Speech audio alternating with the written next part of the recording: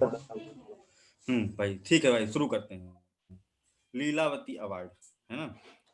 तो भास्कराचार्य ने लिखा था अपनी पुत्री को, और महिला एजुकेशन को एक तरह से बढ़ावा देने के लिए नाम रखा था। कोई बहुत पुत्री मोह में नहीं लिखा गया था, उसके पीछे बहुत बड़ा कॉन्सेप्ट था, बहुत बड़ी कहानी भी थी एक, लेकिन कहानी सुनाने का समय नहीं है हमारे पास भी। ठीक है, फिलहाल तो ये लीलावती पुरस्कार टेक्निकल एजुकेशन रेगुलेशन के लिए all India council for technical education, जिसे कहते हैं AICTE,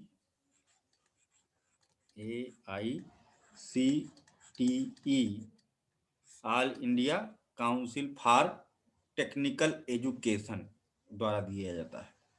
ठीक है, और ये क्या है कि महिला शिक्षा को बढ़ावा दिया जाए और महिलाओं को इक्वल ट्रीटमेंट दिया जाए जैसे कि पुरुष, जहां जहां पर पुरुष, मतलब कि एक तरह से क्या है, women empowerment basically for the education and technical education, तकनीकी शिक्षा में। ऐसा केवल ये नहीं है केवल तकनीकी शिक्षा में ही, लेकिन तकनीकी शिक्षा को विशेष दृष्टि से देखते हुए बाकी शिक्षा, अगर नारी तकनीकी जानकार होगी, शिक्षित होगी, तो अपने आप ही वो शक्तिशाली होगी, एम्पावर्ड होगी। क्योंकि अभी जो साहित्यिक शिक्षा है उसका मोल देखा जाए तो बहुत घट चुका है ना। और यहाँ तक कि लोगों को PhD रिसर्च करने वालों की तनख्वाह भी रोक दी गई है। क्यों ब्रिजेश जी, वो है कि नहीं, क्या नाम है, निशी, उसकी बेचारी रुकी हुई है ना। तो साहित्यिक शिक्षा वालों का इस समय, तो यानी टेक्निकल एजुकेशन एक ऐसी चीज है जिसको जानने के बाद में आप सेल्फ डिपेंडेंट होते हैं। रोजगार आपको तलाशता है, आप रोजगार को नहीं तलाशते हैं, है ना। फॉर एग्जाम्पल, कहाँ गई है कि नहीं, तमराज की मिस आई है? नहीं है, भानुप्रभा नहीं है, अच्छा, पैसे कमाने में लगी है। भानुप्रभा, हाँ पैसा कमाने में लगी हुई है, इसमें भी पैसा कमाने में लगी होगी, है ना। इंजीनियर है, दोनों में उसको साइलो चाहे एक नहीं है कंपनी यार छोड़ तो। के दूसरे में स्विच हो जाए, दूसरी, दोनों नहीं ना, हाँ हाँ दोनों में ठीक साइलो, है। बैलिस्टिक क्रूज दोनों नहीं है। ब्रह्मोस वाली, ठीक है। तो कुल मिला करके ये क्या है कि अगर नारी को तकनीकी ज्ञान है तो कभी भी कमजोर नहीं पड़ सकती, वो हमेशा सशक्त रहेगी और अपने आय के स्रोत जो है स्वयं निर्मित करने में समर्थ रहेगी। यानी कि equality for women in technical education, तकनीकी शिक्षा में महिलाओं की समान भागीदारी, महिलाओं की समान भागीदारी, जिससे अंततोगत्वा क्या मिलेगा, विमेन्स एम्पावरमेंट। ठीक है, महिला सशक्तिकरण होगा के लिए दिया जाता है। ये लॉन्च किया गया है 2020 में, नया नया नवंबर में। ठीक है, तो अभी पुरस्कार दिया नहीं गया है किसी को, ये दिया जाएगा 2021 में। 2020 का पुरस्कार 2021 में दिया जाएगा, लेकिन पहली बार कुछ नया नया पुरस्कार जो है रिलीज किया गया है। तो ये पूछा जाए किसके लिए दिया जाएगा, तो उसमें क्या कहते हैं रहेगा कि अलग अलग सेगमेंट दे देंगे, है ना। साहित्य के लिए, मैथ के लिए, या किसी चीज के लिए तो बहुत ज्यादा दिमाग लगा लिया किसी ने, तो सोचेगा अच्छा ये मैथ के लिए होगा, क्योंकि लीलावती नाम का गणित पर एक ग्रंथ था। खगोल शास्त्र दे दे, space technology they they, environment they दे, है ना। तो ये सब में हमें भटकना नहीं है, सीधे सीधे महिला सशक्तिकरण, equality and fairness in the women technical education. अगर टेक्निकल एजुकेशन नहीं तो ओनली एजुकेशन, है ना। उस पर भी स्किल डेवलपमेंट, इन सब चीजों को भी देखा जाएगा। इसका एम है केवल कैसे आएगा, तकनीकी ज्ञान आएगा कैसे। तो सबसे पहले तो उनको लिटरेट बनाना पड़ेगा, है ना, लिटरेसी रेट बढ़ाना पड़ेगा। टेक्नोलॉजी का ज्ञान, अलग अलग क्षेत्र में फैली हुई तकनीकियों के बारे में उनको बताना पड़ेगा। ठीक है, मार्केटिंग, इनोवेशन, स्किल डेवलपमेंट, इनके बारे में बताना होगा, है ना। तो जब ये सब चीज सिखाएंगे, पढ़ाएंगे, बताएंगे, तभी जाकर के महिलाओं को ये होगा। और फिर उसके बाद महिला को, किसी एक विशेष ऐसी महिला को पुरस्कार हर वर्ष दिया जाएगा जिसने तकनीकी क्षेत्र में अब महिला होगी और विशेष योगदान उसने कुछ किया होगा, अचीवमेंट किया होगा कुछ बढ़िया। ठीक है, महिलाएं आजकल बहुत आगे जा रही हैं, है ना, तो उनको और आगे ले जाना है। कौन देता है, कौन देगा, मतलब देता है कहना ठीक नहीं है, कौन, ये AICTE द्वारा दिया जाएगा। ठीक है,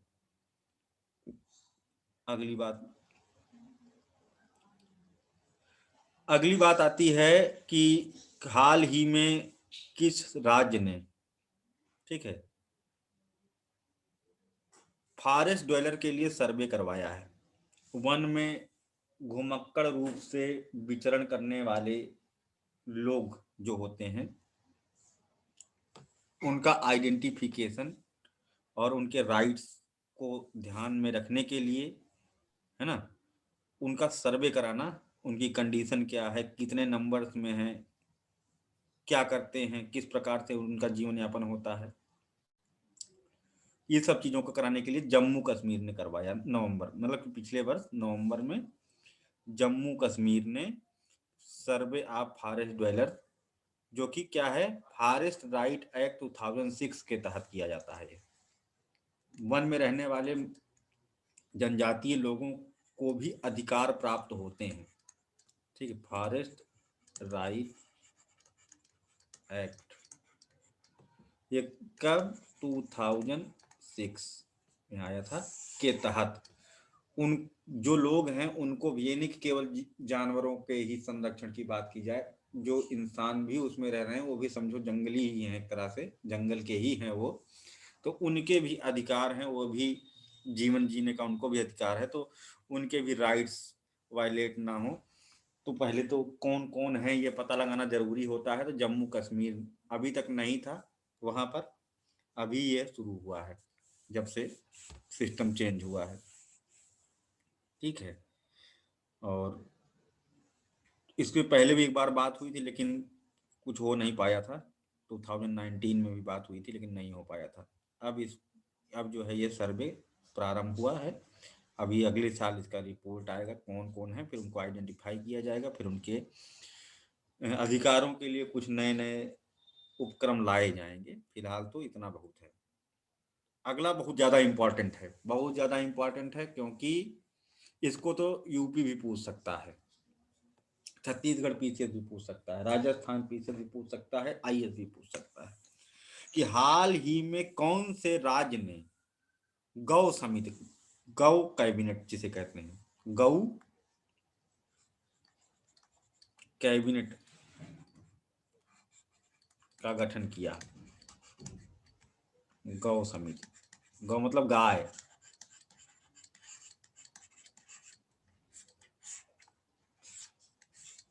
तो इसमें जो सही उत्तर होगा मध्य प्रदेश।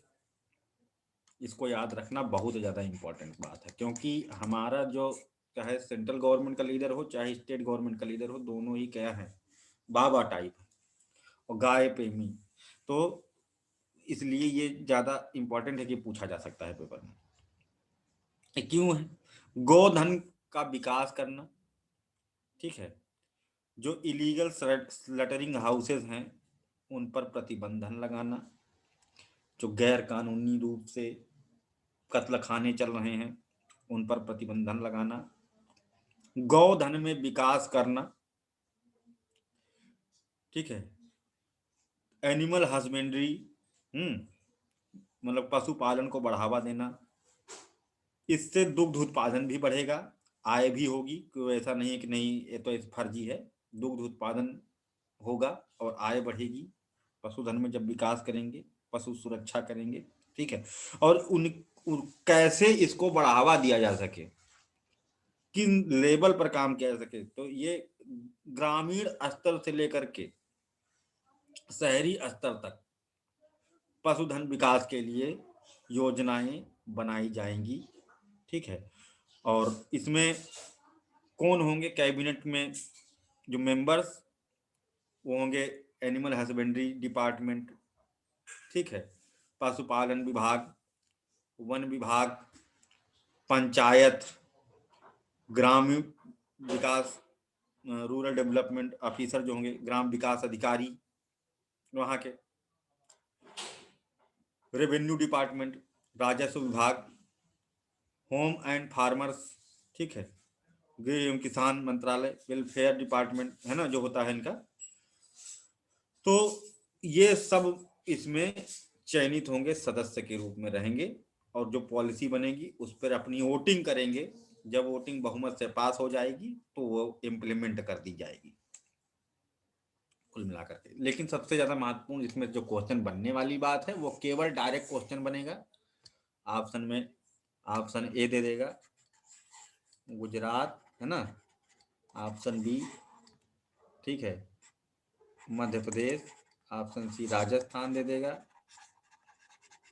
है ना, और ऑप्शन डी यूपी, यूपी भी ताकि आप कंफ्यूज हो किसको लगाओ। और अगर देखो मान लो अगर इस तरह से ऑप्शन आ जाता है या क्वेश्चन इस तरह से आ जाता है जैसे हमने लिखा है ना, तो इसका मतलब ये नहीं कि मेरे पास पेपर था, ठीक है।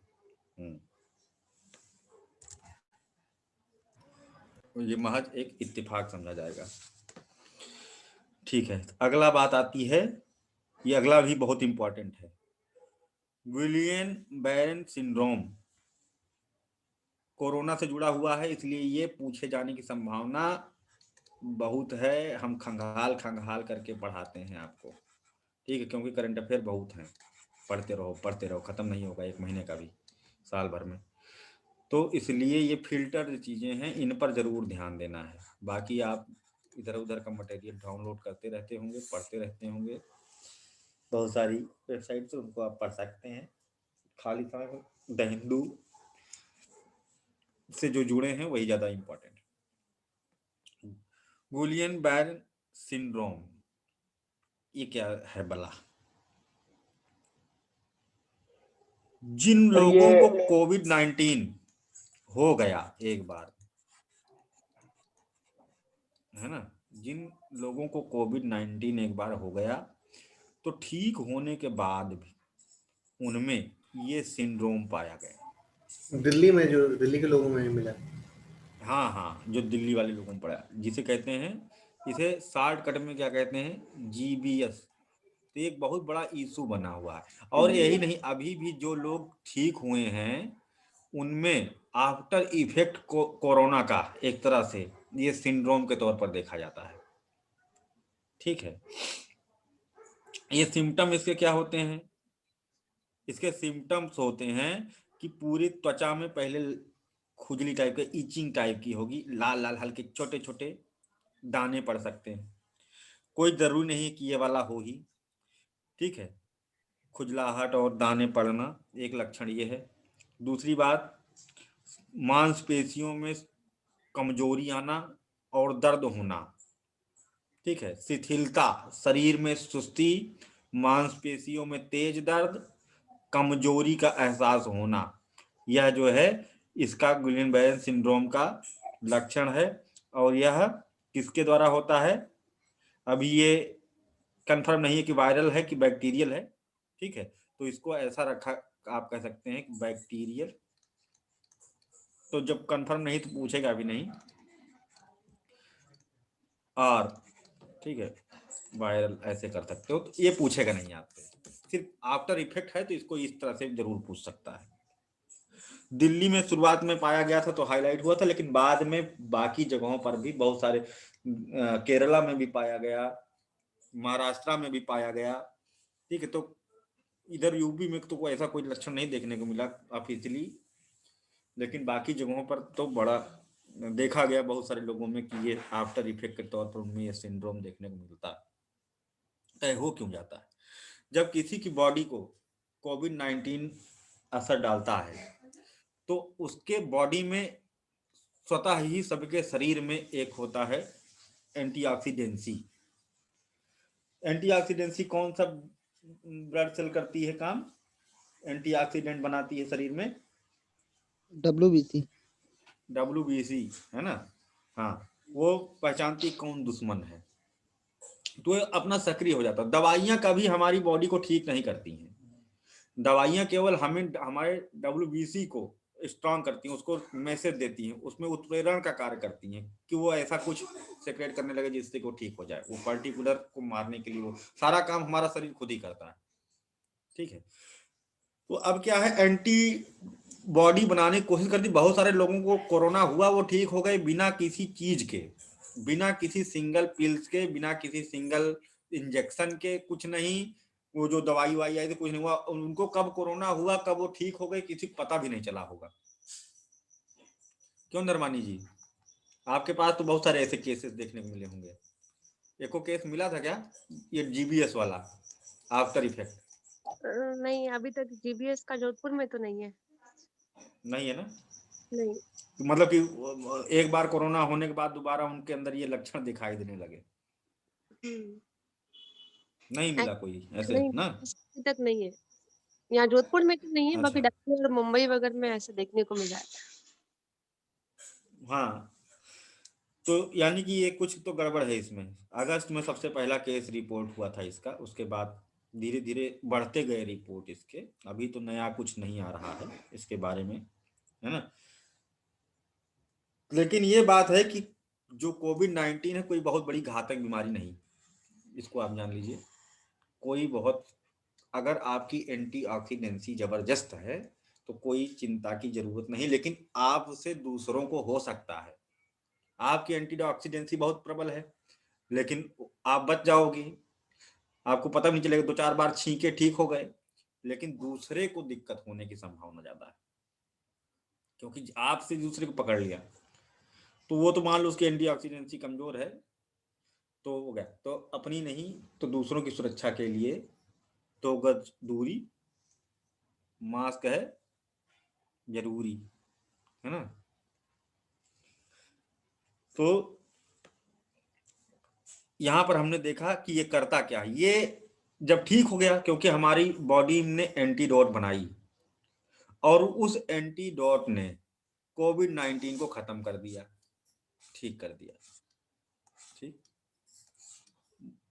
लेकिन अभी क्या है कि कुछ ऐसा बैक्टीरियल इन्फेक्शन या जो भी वायरल इन्फेक्शन रहा होगा, अगर वो बॉडी में प्रेजेंट है तो वो इस इम्यूनिटी के साथ में जो इम्यूनिटी डेवलप हुई है अगेंस्ट द कोरोना, हमारी बॉडी ने अभी क्या किया, कोरोना को ठीक कर लिया। तो हमारी बॉडी में कोरोना को पहचान लिया है कि ये क्या कहते हैं दुश्मन है, और दोबारा कोरोना को आएगा तो उसको फिर से वो ट्रीट कर लेगा, ज्यादा समय नहीं लगेगा। ठीक है, यानी कि कोरोना की वैक्सीन हम उसके बॉडी के अंदर डेवलप हो चुकी है। ठीक है, इम्यूनिटी सिस्टम उसका डेवलप हो चुका है। लेकिन जो ये इम्यूनिटी वैक्सीन उसकी बॉडी में बन गई है, एंटीबॉडी जो अगेन द कोविड-19 बन गई है, वो अगर उसके बॉडी में ये जीबीएस पैदा कर सकता है, अगर वो जो बैक्टीरिया है ना, वो है तो ठीक है, जिसका पता लगाया जा रहा है कि है क्या ये। अभी पता नहीं लगा है कि वो क्या है। ठीक है, जब पता लगेगा तो पता चलेगा कि ये क्यों हो जाता है और किसको हो सकता है। फिर वो क्या करेगा, उसके साथ में मिलेगा। और क्योंकि इम्यूनिटी सिस्टम की आदत थी कि वो इसको मारे, तो कोविड तो खत्म हो गया लेकिन अभी इसकी आदत है मारना।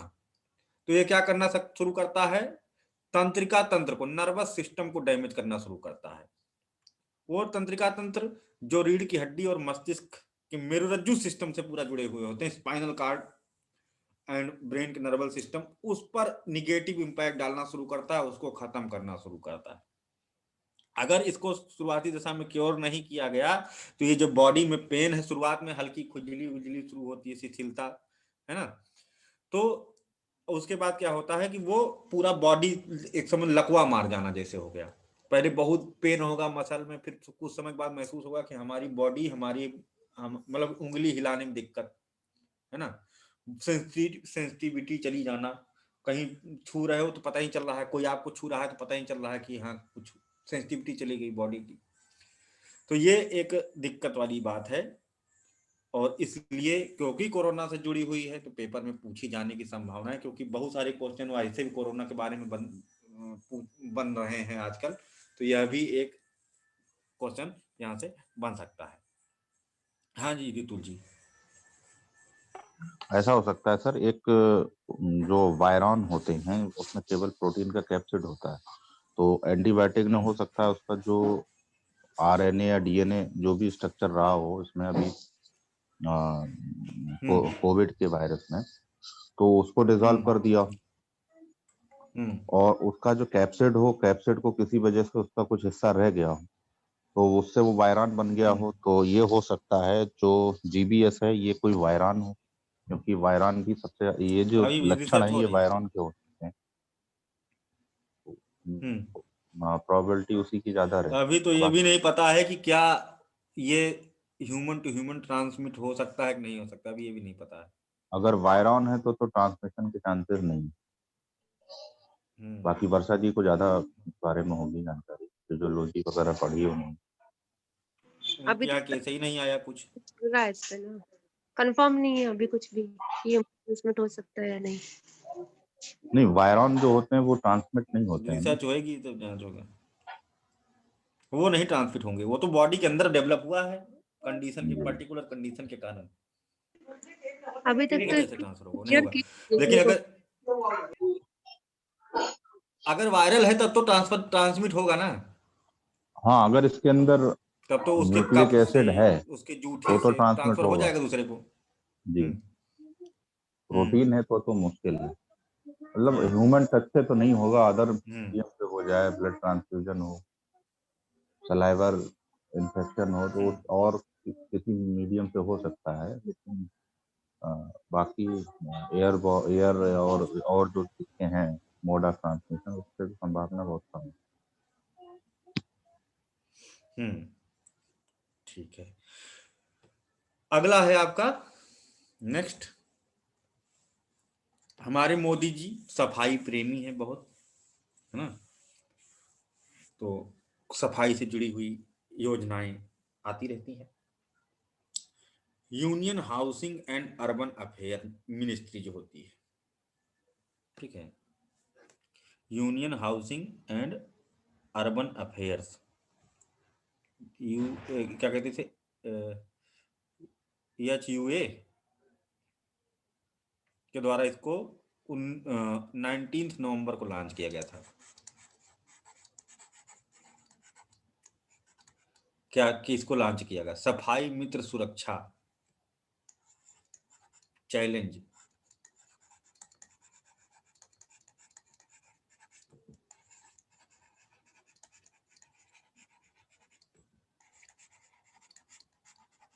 सफाई मित्र सुरक्षा चैलेंज जो है लॉन्च किया गया, ठीक है।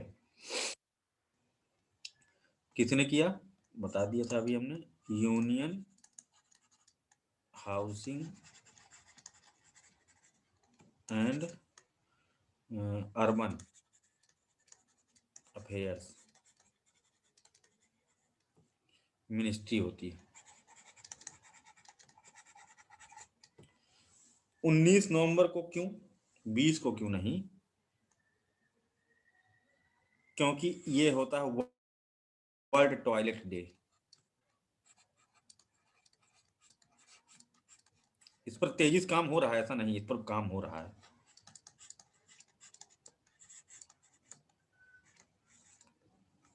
वर्ल्ड टॉयलेट डे कब मनाया जाता है, एक खुद से एक क्वेश्चन बनता है।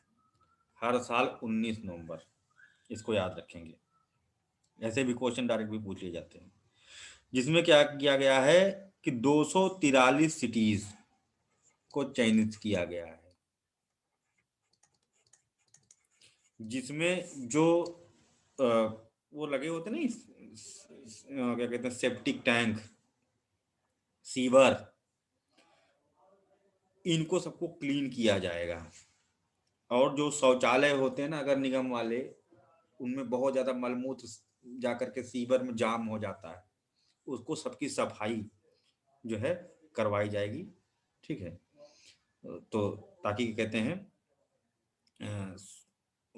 सुरक्षा, स्वास्थ्य सुरक्षा बनी रहे, क्योंकि ये बैक्टीरिया वगैरह उससे फैलते रहते हैं नगर में, तो उसको दूर करने के लिए इसको चलाया गया, ठीक है। क्या नाम है, सफाई मित्र सुरक्षा चैलेंज 2020 19 नवंबर, वर्ल्ड टॉयलेट डे के दिन। कितनी सिटी है? 243।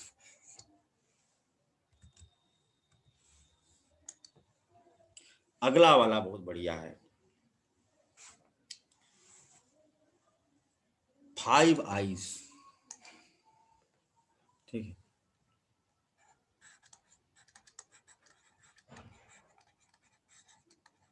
चाणक्य ने किस विभाग को कहा था कि यह विभाग राजा का कान और आंख होता है? गुप्तचर। इंटेलिजेंस। Intelligence department. आई शब्द से किससे जुड़ा हुआ है इससे पता चल जाएगा। और भारत में भी अपना इंटेलिजेंस है, सभी देशों का अपना अपना इंटेलिजेंस सिस्टम है, लेकिन अपनी अपनी इंफॉर्मेशन शेयरिंग एक दूसरे से नहीं करते हैं वो। जबकि सबका शत्रु कौन है? सबका शत्रु आतंकवाद है, पाकिस्तान है, डायरेक्टली या इनडायरेक्टली, है ना। या फिर जैसे इस तरह के जो देश हैं, है ना, तालिबानी हो गए और बहुत सारे जो नेटवर्क्स हैं, आतंकियों के संगठन हैं, अलग अलग देशों में फैले हुए हैं, छुपे हुए हैं, बैठे हुए हैं। तो वही सब सबके खतरा है, ये वैश्विक समस्या है, पूरी दुनिया के लिए ये सब खतरा है। वायरस है ये, जैसे एक सिस्टम में वायरस होता है। तो हम उन्हीं से लड़ने के लिए अपने इंटेलिजेंस विभाग के ऊपर पैसा खर्चा करते हैं, उनको वो इंफॉर्मेशन लेते हैं। लेकिन वो क्या एक देश पूरी इंफॉर्मेशन परफेक्टली ले सकता है? नहीं ले सकता है, कभी नहीं परफेक्टली पता लगा सकता। और सारे देशों की एक कैपेसिटी है, एक क्षमता है, सूचना संग्रहण की क्षमता है और बताने की क्षमता है। एक ही देश में, मान लो ये पाकिस्तान है, यहाँ पर इंडिया का इंटेलिजेंस के 5 लोग हैं, भिखारी बने यहाँ वहाँ टहल रहे हैं, कोई नहीं जान पाएगा। और वहीं पर अमेरिका का है, वो भी कुछ अपना मोमोज लगा के बेच रहा है अपना, कोई नहीं जान पाएगा। या कहीं पर काम कर रहा है, बैंक में काम कर रहा है, किसी कंपनी में। इन लोगों को भिखारी बनेंगे तो पकड़, काम करते हैं किसी कंपनी में, काम करते हैं कि एप्पल में काम कर रहे हैं, है ना। तो इस तरह से लोग यहाँ पर अपना जीवन यापन करते हैं। लेकिन इंफॉर्मेशन कलेक्ट करते रहते हैं। क्या हो कि अगर ये दोनों आपस में एक दूसरे के साथ इंफॉर्मेशन शेयरिंग शुरू कर दें तो क्या होगा? दोनों के पास इंफॉर्मेशन जल्दी, क्योंकि मान लो मिस्टर ए के बारे में और इनके अड्डे के बारे में जानकारी पता करनी है और इनसे कौन कौन जुड़ा हुआ है उसकी जानकारी पता करनी है ना। तो ये इंडिया वाले ने ये पता लगा लिया है ना, और इनके बारे में पता लगा लिया है। इसने, अमेरिका वाले ने इसके बारे में पता लगा लिया है ना, लेकिन बाकी का नहीं पता है। अभी इनका टारगेट इसके बारे में पता लगाना है, ठीक है। तो अगर ये दोनों मिल गए तो इकट्ठे, बिना टाइम गंवाए, टाइम सेविंग, क्योंकि आतंकी घटनाएं हो जाएं उससे पहले ही आपको उनका पता लगवाना होता है ना कि आपके पास इतना समय नहीं होता है। तो जितना जल्दी से जल्दी इंफॉर्मेशन मिलेगा उतना ज्यादा कंट्रोल किया जा सकता है। तो अगर भारत और अमेरिका ने अपनी इंटेलिजेंस इंफॉर्मेशन शेयरिंग शुरू कर दी तो इसमें क्या होगा कि अमेरिका वाले को पता होगा कि कौन कौन उनके हैं, कौन कौन हमारे हैं। केवल इतना ये नहीं पता होगा कि सारे कौन कौन है, इतना होगा कि यहाँ पर इंडिया वाला ये मिलेगा आपको, ये आपको एक पर्ची देगा, इससे आपको ये मिल जाएगी इंफॉर्मेशन। इसका नाम गांव जानने से कोई मतलब नहीं इनको, ना इनको एक दूसरे को डिपार्टमेंट बताएगा कौन मिलेगा, कहाँ मिलेगा। इसने इसने इसने इसने इसने अपना हेड ऑफ डिपार्टमेंट में सूचना भेजा है, इसको सब पता है। तो और इसी तरह से इंडियन वाले ने भेजा है, इसको सब पता है। तो अब क्या है, यही बताएंगे कि ये दोनों आपस में लिंक्ड हैं, तो ये आपस में बताएंगे कि तुमको कौन कब कहाँ मिलेगा, तो ये इनको बोलेगा तुम वहां जाना, ये उनको बोलेगा तुम वहां जाना, और दोनों आपस में मिलेंगे, एक दूसरे की इंफॉर्मेशन शेयर कर देंगे। कोई इनको इनके बारे में नहीं पता होगा, इनको इनके बारे में नहीं पता होगा, बस ये पता होगा कि हाँ हमको ये काम मिला है, लेकिन इनको सब पता हो जाएगा, इनको सब पता हो जाएगा। तो इंफॉर्मेशन शेयरिंग से ये प्रॉफिट मिल जाता है कि कम समय में ज्यादा जानकारी की उपलब्धता हो जाती है। इससे दोनों ही देशों का जो वित्तीय खर्च उस पर आता है वो कम होगा, क्योंकि इसको पता लगाने में जितना खर्चा इसने किया इनको फ्री में मिल जाएगा उतनी इंफॉर्मेशन, और इनको पता लगाने में इसका जितना खर्चा हुआ इनको फ्री में मिल जाएगी इसकी इंफॉर्मेशन। तो आपस में इंटेलिजेंस इंफॉर्मेशन सिस्टम जो जुड़ करके काम करें तो कम से कम समय में अधिक से अधिक खतरे को रोक सकते हैं और खर्च भी कम पड़ेगा, और एक तरह से देशों के बीच में पारस्परिक विश्वास भी मजबूत होगा, एक तरह से इंटरनेशनल रिलेशन भी मजबूत होगा, घनिष्ठता बढ़ेगी। ठीक है, घनिष्ठता बढ़ेगी इससे। और देखो, घनिष्ठता बढ़ाने के लिए एक बढ़िया चीज बता रहा हूं, जब भी आपको किसी के प्रति अपनी घनिष्ठता बढ़ानी हो तो आप उसको सीक्रेट इंफॉर्मेशन देना शुरू करिए, कुछ भी फालतू की बात भी हो।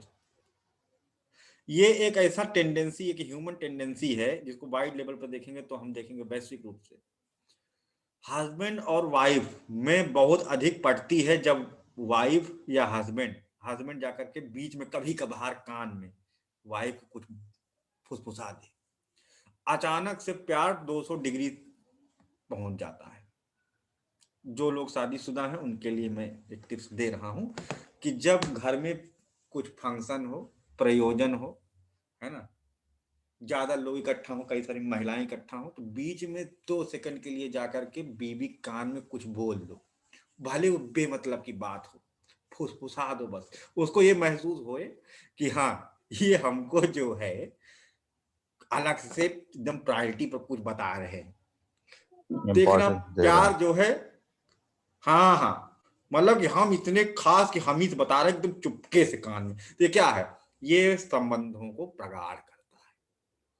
ठीक है, इसी तरह से जो क्या कहते हैं, जो प्रिंसिपल होता है उन बच्चों से उसकी बहुत पड़ती है, जो जाके चुपके पता है सर जी आज वो क्लास के दौरान खाना खाई। वो बच्चा को कोई क्लास टीचर नहीं डांटता है, कोई कुछ नहीं, क्योंकि ऊपर से पता होता है कि नहीं इसको कुछ ना कहना, ये अपना है, उसकी 2-4 गलतियां भी माफ होती रहती हैं, है ना, और बाकी लोगों को वो पकड़वाता है, तो वो क्या है, वो प्रगाढ़ हो गया संबंध, है ना। प्रिंसिपल जब आएंगे क्लास में कभी तो उसको देखेंगे तो मुस्कुराहट निकलेगी, बाकी लोगों को देखेंगे तो घूरेंगे, है ना। तो ये क्या है, ये संबंधों को प्रगाढ़ करने का एक तजुर्बा हम आपको बता रहे हैं, छोटी सी ही सही, लेकिन उसको लगे कि हमको कुछ बताया जा रहा है। ठीक है, और जो जो क्या कहते हैं शादीशुदा नहीं है वो आगे के लिए ध्यान रखें, है ना। बाकी इस चीज को और जगह भी आप लगा दें, बॉस जॉब में बॉस के कान में, है ना, दूसरे एम्प्लॉइज के बारे में जिसने बताई वो उसका बॉस को भले फालतू बात बताया, लेकिन बॉस की नजरों में वो थोड़ा सा प्रेमी हो जाता है, प्रिय हो जाता है कि अरे गजब ये हमारा अच्छा है, भले बेफजूल की बात बताया हो, है ना, लेकिन तब भी ये एक साइकोलॉजिकल इंपैक्ट डालता है। ठीक है, तो लेकिन इसमें क्या है, भरोसा करें किस पे? क्या भारत अफगानिस्तान के साथ या ईरान के साथ, बांग्लादेश के साथ, चाइना के साथ इस तरह की डील कर सकता है या करना चाहिए कि तुम हमारे इंटेलिजेंस के बारे में मार डालेगा, जैसे ये मिला वो गोली मार देगा, है ना, वो पर्चा देने आएगा ये गोली मार देगा उसको, है ना, क्योंकि सब मिले हुए हैं, तो यानी कि ये अलग टाइप के हो गए। तो ये वही देश कर सकते हैं जो थोड़ा सा बहुत अच्छे रिलेशन में रहे हों, और उनकी जो राजनैतिक ढांचा है, आर्थिक ढांचा जो है, और धार्मिक ढांचा जो है, और सामाजिक रहन सहन का स्तर वो कैसा होना चाहिए, एक मिलता समान, जुलता। एक समान होना चाहिए, एक समान, है ना, एक जैसा होना चाहिए। जैसे वो क्राइस्ट को मान रहे हैं तो ये भी क्राइस्ट को मानने वाला, वो उनके जो है क्या कहते हैं इकोनॉमिक कैपिटलिस्ट है तो ये भी कैपिटलिस्ट, ठीक है, वो भी विकसित वो भी विकसित, मतलब इस तरह से कुछ ना कुछ मैचिंग होना चाहिए और उनके बीच में व्यापारिक संबंध मजबूत होने चाहिए पारस्परिक। क्योंकि व्यापारिक संबंध मजबूत होने से क्या होगा फर्क, व्यापारिक संबंध मजबूत होने से यह होगा कि हमको धोखा देगा तो हम इनका पैसा मार लेंगे, है ना।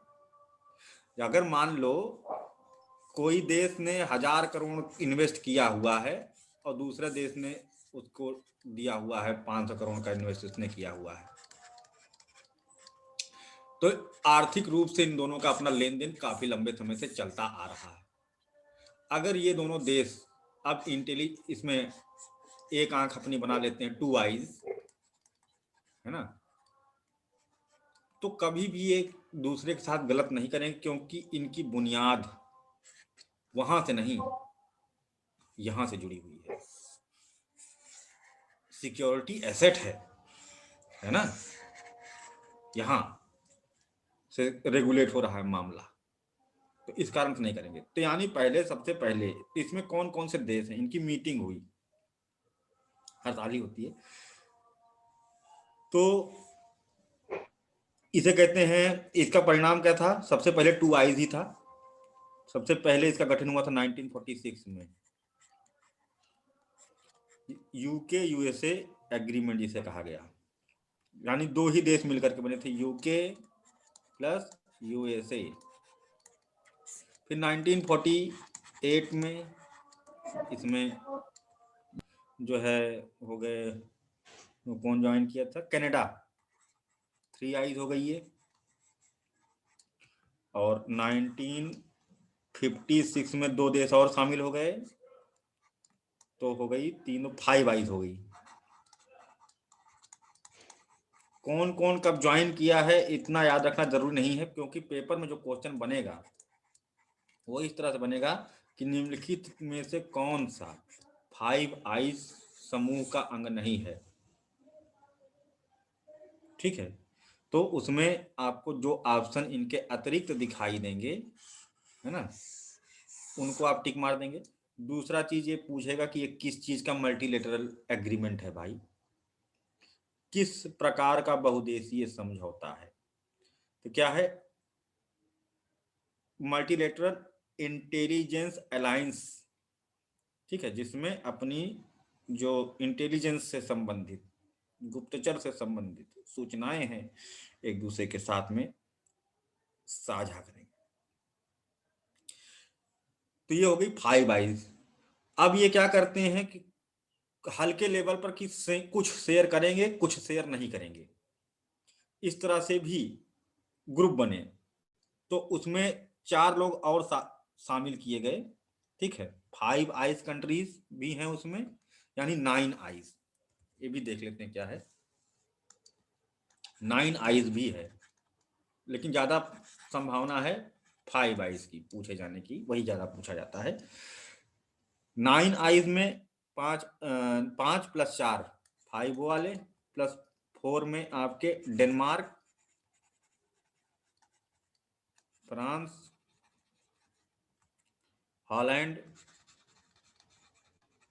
एंड नॉर्वे, ये सब यूरोपीय देश हैं, उनको ऐड हो जाता है। इसी तरह से 14 आई है जिसके बारे में जानने की आपको जरूरत नहीं है, पूछा जाएगा आपका केवल, ये सभी आई जितनी हैं इंटेलिजेंस शेयरिंग से संबंधित हैं, बस इसको आप जाने रहिएगा। एकदम खास, थोड़ा कम खास, थोड़ा और कम खास, लेकिन तब भी शेयरिंग हो रही है अलग अलग चरण पर, अलग अलग लेवल पर, ठीक है।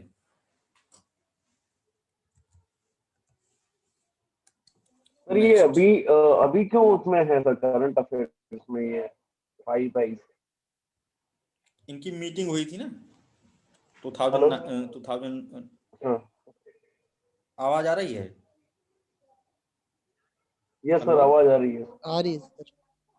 हाँ, इनकी है मीटिंग हुई थी वीडियो कॉन्फ्रेंस से 5 आईज की, ठीक है। इसलिए फेमस है। 2020 में। और क्या करेंगे, कोरोना में मिलेंगे थोड़ा ना।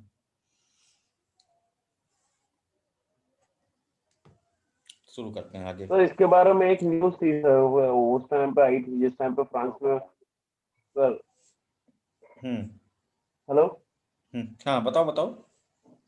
सर, इसके बारे में न्यूज थी कि सर जापान भी इसका हिस्सा बनना चाहता है फाइव आइज का। इसके बारे में न्यूज थी सर, जापान ने अपनी इच्छा जाहिर कर दी जब फ्रांस में वो पैगंबर मोहम्मद साहब के ऊपर एक टिप्पणी की गई थी, तो उसके उसके विरोध में, तो और चीन के विरोध में, तो जापान ने भी उसको इसका शामिल नहीं करेंगे। समर्थन किया था कि हम भी इसमें आना चाहते हैं। नहीं, उसको शामिल नहीं करेंगे। अगस्त उसका में आया था कारण है सर ये कि न्यूज। हाँ, शामिल नहीं करेंगे, अभी तो हुआ भी नहीं है। इच्छा तो हम लोग भी जाहिर करेंगे, तो क्या लोग करेंगे? नहीं करेंगे, हम लोगों को भी नहीं करेंगे।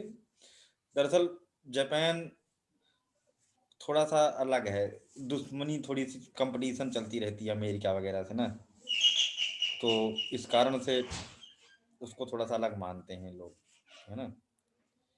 इसका अलग इतनिक है, इस कारण से उसको नहीं, उसका होना बड़ा मुश्किल है। ठीक है, बाकी भगवान जाने इन लोगों का क्या चलता रहता है।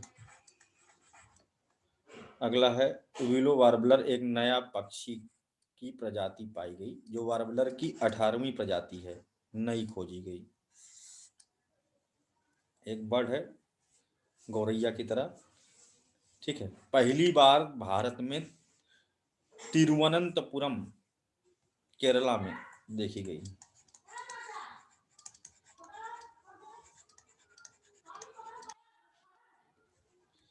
जाहिल लोग कहाँ से आ गए हैं हमारे मोहल्ले में आके।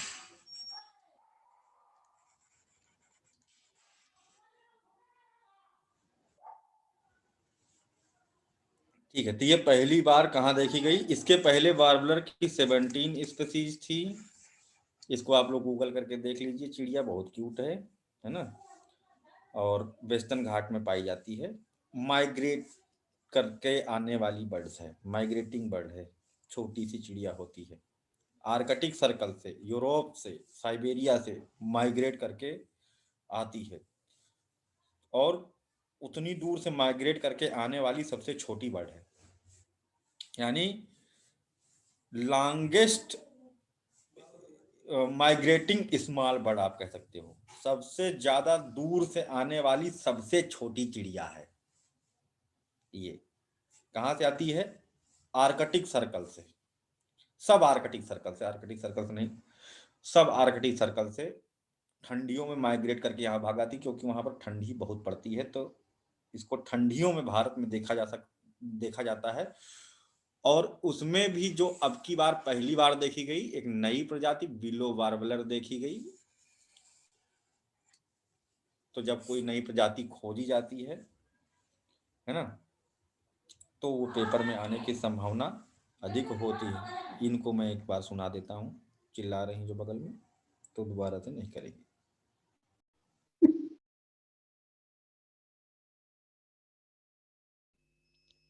लॉन्गेस्ट क्या बताया था? लॉन्गेस्ट हेलो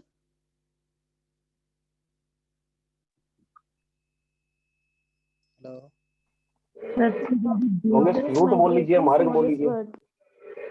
अरे है कोई तुलजी? सबसे ज्यादा दूर से आने वाली सबसे छोटी चिड़िया। अच्छा अच्छा, धन्यवाद।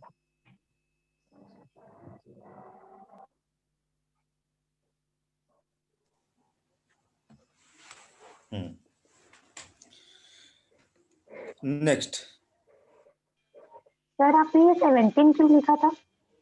क्योंकि इसके पहले 17 देखी जा चुकी हैं, 17 अच्छा। की खोज इसके पहले हो चुकी है। ये न्यू 18th है, 18वीं। ओके। ठीक। हाँ, अगला तो बहुत महत्वपूर्ण न्यूज है ना, बहुत ही इंपॉर्टेंट न्यूज है अगली आपकी, और बहुत शिवेंद्र जी होंगे खुश हो जाएंगे, क्योंकि कह रहे थे कि हाँ हमारा देश तकनीकी में पीछे नहीं है ना। तो कंप्यूटर टेक्नोलॉजी में भी हम पीछे नहीं हैं। Global information technology service provider company है एटॉस।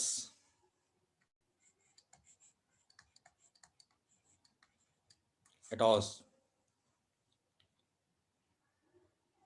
Global information technology service provider, ठीक है, एक सूची जारी करती है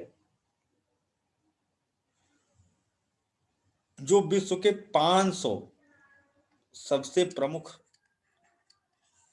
कंप्यूटर साइंस से जुड़ी हुई या आईटी सेक्टर से जुड़ी हुई तकनीकियां होती हैं उनकी, जैसे फोर्ब्स सूची जारी करता है सबसे अमीर लोगों की, है ना, ऐसे सूची जारी होती है सबसे शक्तिशाली लोगों की, सबसे टॉप राइजिंग कंपनीज की, है ना, सबसे प्रभावशाली व्यक्तित्वों की।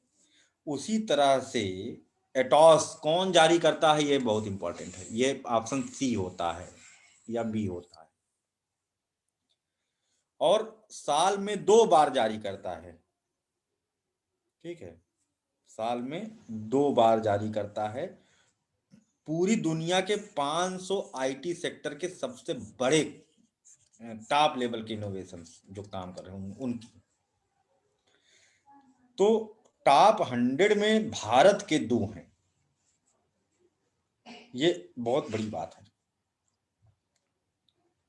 जिनमें भारत के 2 सबसे बड़े और सबसे फास्ट सुपर कंप्यूटर इसमें शामिल किए गए हैं, ठीक है। कौन कौन से हैं? परम सिद्धि, ठीक है, परम सिद्धि आर्टिफिशियल इंटेलिजेंस बेस है, और दूसरा है आपका प्रत्युष, ये इंडोजीनियस है, पूरी तरह से भारतीय स्वदेशी, ठीक है। और दूसरा है आपका प्रत्युष,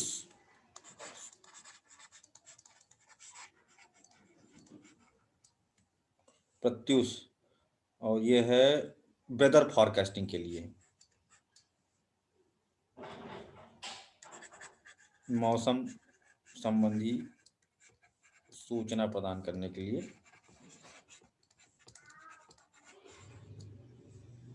ये है। इन दोनों को जो है टॉप 100 में स्थान प्राप्त हुआ है, जो कि बहुत बड़ी बात है, ठीक है। अच्छा, इसका स्थान क्या था लिस्ट में?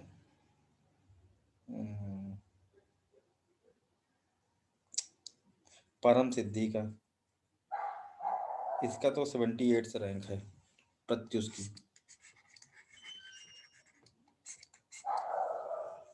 इसका जरा चेक करो कि रैंक क्या थी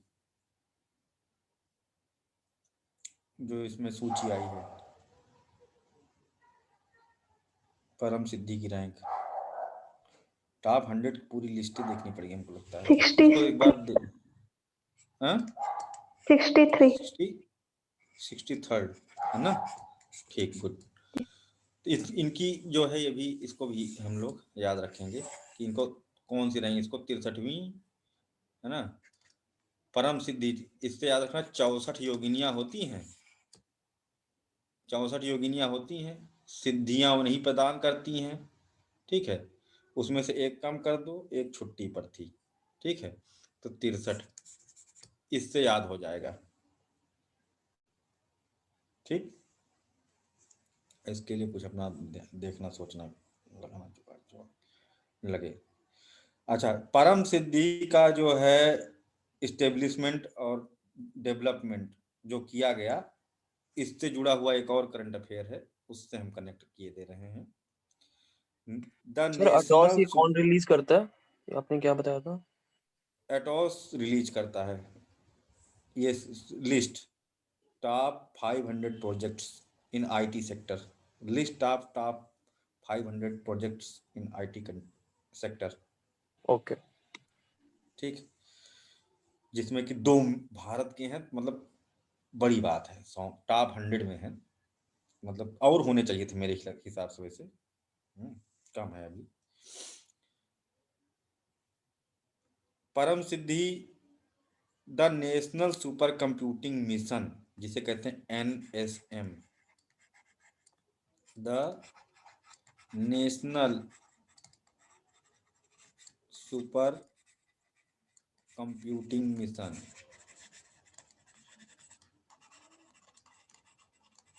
के तहत डेवलप किया गया है। ठीक, तो अब यहाँ पर बात आती है कि नेशनल सुपर कंप्यूटिंग मिशन क्या है, इसको भी अभी हम लोग देख लेंगे, बहुत महत्वपूर्ण है। डिजिटल इंडिया मिशन के बाद उसको इम्प्लीमेंट करने के लिए ये आया था। ठीक है, मोदी जी का ड्रीम प्रोजेक्ट।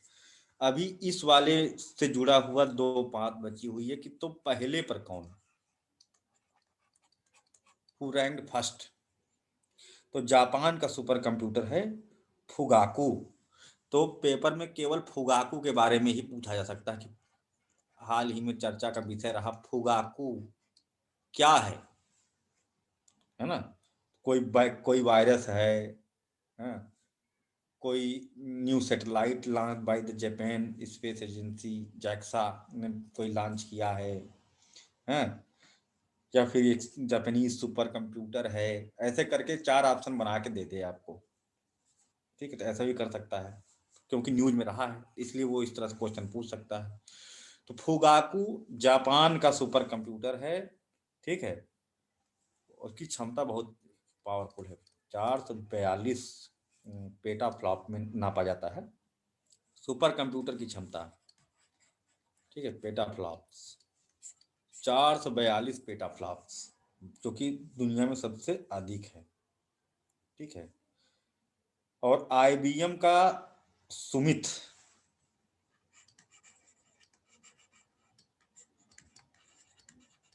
समिट,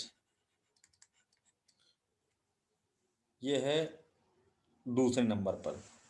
इसकी क्षमता लेकिन दूसरे नंबर पर होने के बाद ही बहुत कम है, इसके तुलना में बहुत कम है, 148.8 पेटा फ्लॉप की क्षमता वाला है। अब हम लोग बात कर लेते हैं कि ये जो नेशनल सुपर कंप्यूटिंग मिशन है ये क्या है। National super computing mission digital India mission के तहत भारत को IT सेक्टर में बहुत प्रभुत्व संपन्न बनाने के लिए चलाया गया मिशन है। ठीक है, जिसका तृतीय फेज इसी जनवरी 2021 में इनिशिएट किया गया। Third phase begin from the January 2021, यानी ये करंट अफेयर फिर से रिपीट हुआ। थर्ड फेज, इसको शुरुआत कब किया गया? इसको शुरुआत और रिपोर्ट आई थी 2020 में नवंबर में। ठीक है, जो अभी हमने बताया, इसलिए वो वहाँ नवंबर करंट अफेयर में हमने पढ़ाया। जनवरी करंट अफेयर में फिर से इसको पढ़ाया जाता है, लेकिन इसके बारे में बताया जाता है फिर। ठीक है, सुपर कंप्यूटर एडवांस टेक्नोलॉजी इनके क्षेत्र में डेवलप करेगा इसका। और कब शुरू किया गया था? ये 2015 में। ये शुरू कब किया गया था? 2015 में, जिसके 2 फेज कंप्लीट हो चुके हैं। अब थर्ड फेज शुरू हुआ है जनवरी 2021 में। इसने किया क्या क्या है अब तक? कुछ किया भी है कि नहीं किया है ना?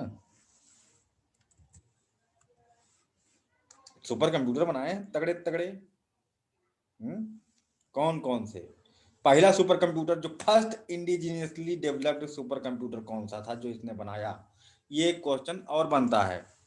परम शिवाय,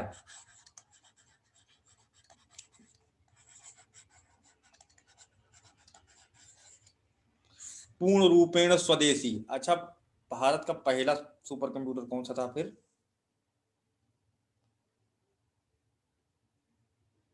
भारत का पहला परम था ही सुपर कंप्यूटर। परम परम सीरीज है, लेकिन परम में कौन सा? परम में कौन सा? ये नहीं पता सर, परम नाम नहीं पता। इंडिजीनियस ना माने, है ना? अगर हम ये कहें कि इंडिजीनियस की बात नहीं कर रहा हूं, कोई भी हो तो परम 8000 था, ठीक, परम 8000 1990 में बना था, ठीक है, परम 8000। फिर उसको संशोधित किए थे 1998 में परम 10,000, ठीक है। फिर आया था 2002 में परम पद्म, ये सब अब नहीं पूछा जाएगा, ठीक है, परम पद्म ये सब नहीं पूछा जाएगा, जो मेन है वही पूछा जाएगा जो अभी है, जिसका सर एक और भी था शायद इसमें, मुझे पता नहीं इसमें पार्ट है कि नहीं है, जो माइक्रो प्रोसेसर होता है ना, चिप होती है, वो भी इंपोर्ट करनी पड़ती है, वो भी शायद इंडियनाइजेशन का काम चल रहा है किसी आईआईटी में। प्रथम स्वदेशी सुपर कंप्यूटर है, इंडिजिनियसली कंप्लीटली इनबिल्ट। कहाँ पर लगा हुआ है, कहाँ लगा हुआ है? आईआईटी बीएचयू वाराणसी, ये भी पूछा जा सकता है। आईआईटी बीएचयू यानी बनारस यानी वाराणसी, है ना। और दूसरा है परम शक्ति, परम शिवाय हो गया, परम शक्ति दूसरा है, ये हो गया परम शक्ति सेकंड, दूसरा नंबर पर, ठीक है। और तीसरा है आपका परम ब्रह्म। परम ब्रह्म कहाँ लगा हुआ है? परम ब्रह्म खड़गपुर में, आईआईटी खड़गपुर में। परम शक्ति आईआईटी खड़गपुर में। ये भी मिलान करने के लिए आ सकता है, मिलान करो, है ना। और ये वाला आपका परम ब्रह्म पुणे में।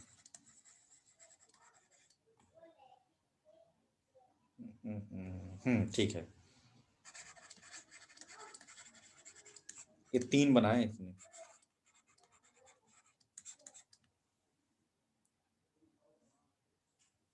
अच्छा, इनकी क्षमता लेकिन अगर वैश्विक स्तर से देखें, जहां वो लोग 440 है ना, इन लोगों की क्षमता बहुत कम है। कुछ पेटाफ्लैप जैसे कि 1.66 पेटाफ्लैप कुछ होता ही नहीं, मतलब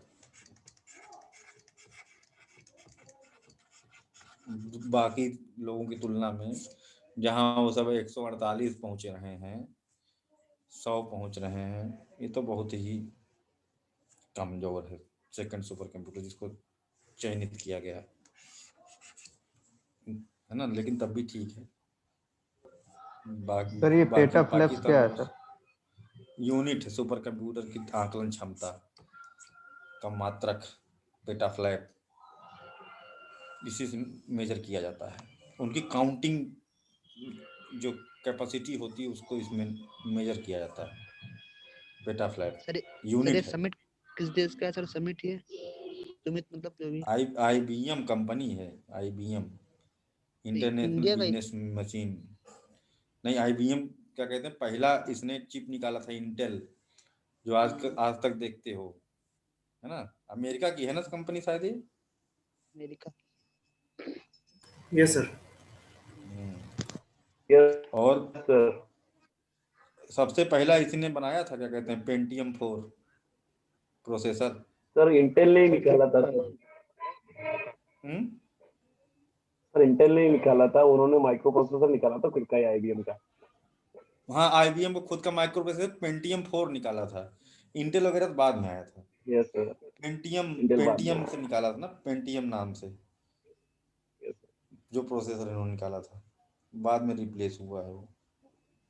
अच्छा, इसने एक और बड़ा बढ़िया काम किया है, भारत का खुद का इसने सर्वर डेवलप किया, इंडिजीनियस सर्वर जिस पर की सूचना का प्रसारण किया जाता है। जैसे गूगल का अपना सर्वर है, चाइना का अपना सर्वर है।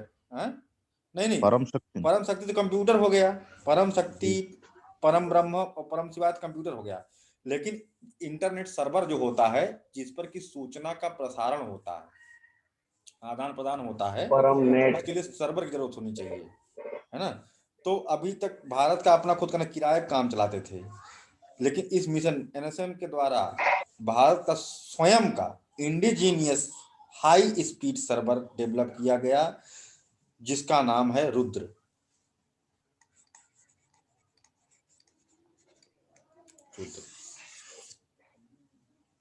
सारे गवर्नमेंट दस्तावेज वगैरह सब इसी में सिक्योर रखे जाएंगे, क्योंकि दूसरों के सर्वर पे अगर हम सूचना चलाते हैं तो इसकी संभावना अधिक है कि वो हमारी डिफेंस की हमारी सारी इंफॉर्मेशन चुरा लें, है ना। तो इसलिए हम शेयर्ड सर्वर पर नहीं होना चाहिए। ये दूसरों के द्वारा गूगल के सर्वर पे हम क्यों चलाएंगे, हम अपना खुद बना लेंगे सर्वर, तो हम उस पर सिक्योर रख सकते हैं।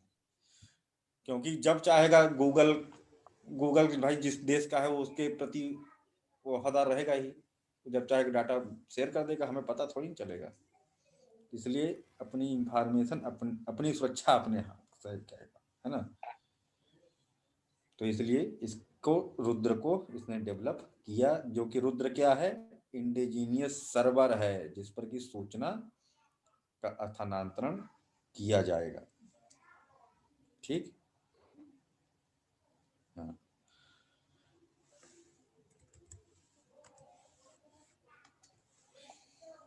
नेक्स्ट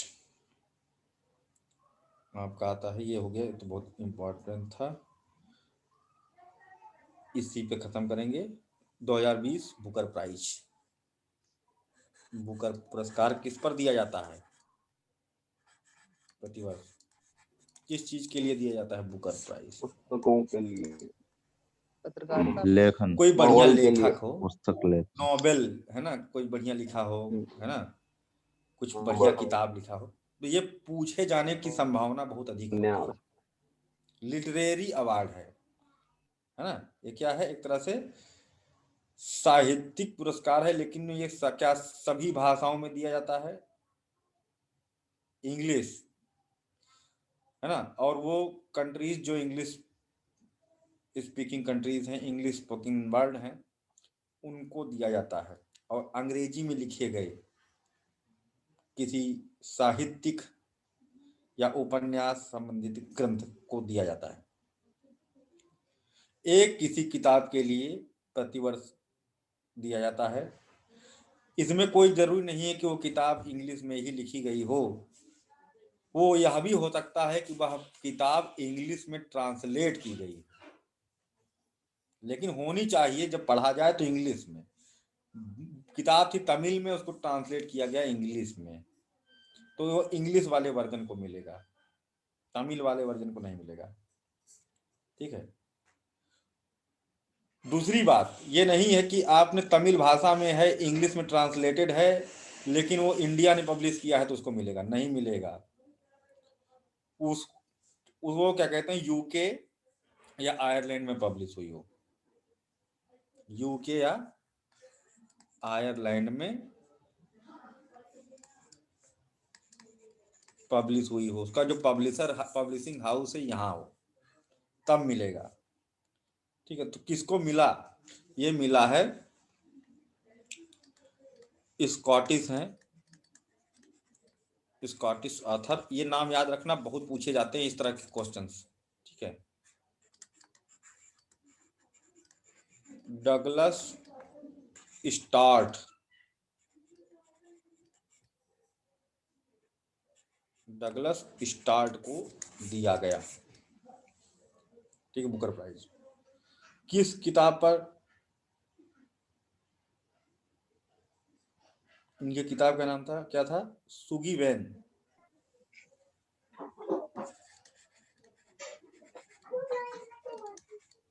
ग्लासगो सिटी की कहानी इसमें दिखाई गई है, सुगी वैन।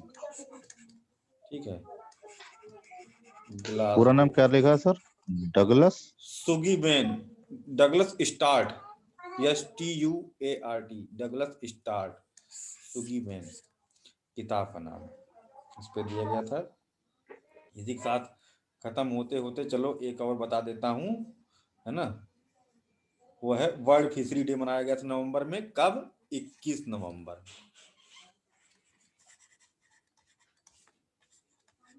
ठीक है, वर्ल्ड फिशरी डे, विश्व मत्स्य दिवस।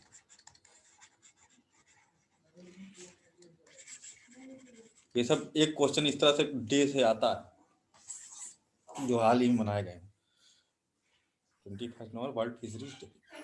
सर इस बार एक नया दिवस शुरू हुआ है जनवरी में 23 कौन जनवरी से? पराक्रम दिवस 23 कौन सा जनवरी दिवस? पराक्रम दिवस सुभाष चंद्र बोस की पराक्रम दिवस। सुभाष चंद्र बोस की 125वीं जयंती कब, कौन से डेट को? 23 जनवरी 23 नवंबर। अच्छा जनवरी जनवरी 23 कहाँ नवंबर? 23 जनवरी जनवरी। जनवरी 23 जनवरी। जनवरी जनवरी सर जनवरी। ये आगे पढ़ाया जाएगा आपको। जी जी ठीक है। पुरस्कार भी दिया जाएगा ना इसमें। ठीक है। अच्छा, किस चीज से संबंधित होगा ये? डिजास्टर मैनेजमेंट है ना, डिजास्टर मैनेजमेंट से संबंधित, आपदा प्रबंधन। जो फिशरी वाला पराक्रम किसको, मतलब कि आपदा डिजास्टर मैनेजमेंट में जो किसने बढ़िया काम किया उसको पुरस्कार भी दिया जाएगा। पराक्रम वाला बता रहे हैं। हाँ, इसी के साथ भाई हम लोग जो है आज की कथा समाप्त करते हैं। ठीक है, करंट अफेयर आज हम लोगों ने निपटा लिया। Thank you sir.